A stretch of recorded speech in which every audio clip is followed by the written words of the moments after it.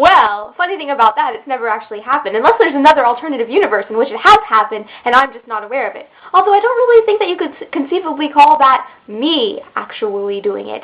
I think that you would have to say that it's someone else. Someone who's just really very similar to me. So in answer to your question, never. Unless there's a place such as never that actually exists. If never actually exists, then I suppose that it would have had to have happened there. But I don't think that you can have a space that is a negative thing. That's why holes don't actually exist, because you can't define something by the thing around it. You have to define it by the thing itself, and you can't describe a hole without describing what it's in. I think in a ratio of times worn per dollar that these would definitely be the most expensive item of clothing that I own. But I don't wear them very much because I live in Florida, where it's not really very such a good idea to wear tights.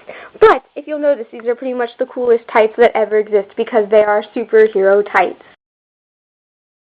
The first job that I ever wanted as a kid was to be a Zamboni driver / ice skater. Well, those things actually go hand in hand together pretty well, I think, because a Zamboni driver is someone who clears the ice to make it all smooth so that when your blade goes into the ice, it just glides in and you don't get caught on the little cracks and things like that. So I always wanted to be a Zamboni driver, and I actually got to do it as a kid, which was really, really cool. And I wanted to be a professional ice skater too. Really, I think I just really wanted to have my own identity, something that was completely me and no one else. So I didn't want to do something that my parents had done or anything like that.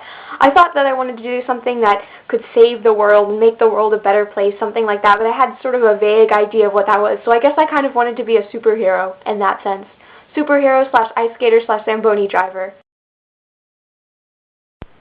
My group of school friends. Okay, well, pretty much when I was a kid, I was a complete and total loner. When I was in elementary school, I used to go off into the woods by myself and play with my imaginary friends. But when I got into high school, I had some amazing friends. My friend Brittany and Caitlin and Neely. But I still didn't really have a group of friends. My friend Lindsay and I used to have imaginary tea parties. Like my friend Deandra, who lived really close to me, she taught me the art of the pocket waffle. It'd be amazing if I could actually show you a waffle and pull it out of my pocket, but we don't have any frozen waffles here. My friend Ramona and I, we used to narrate our lives during stagecraft and really annoy the people around us, but it was really fun, so it didn't matter that much.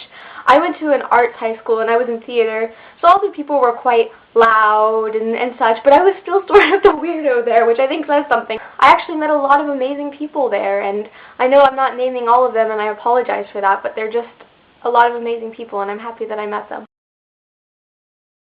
I think that I would name a girl Ophelia, and I think that I would name a boy either Atticus or Leo, as in Atticus Finch.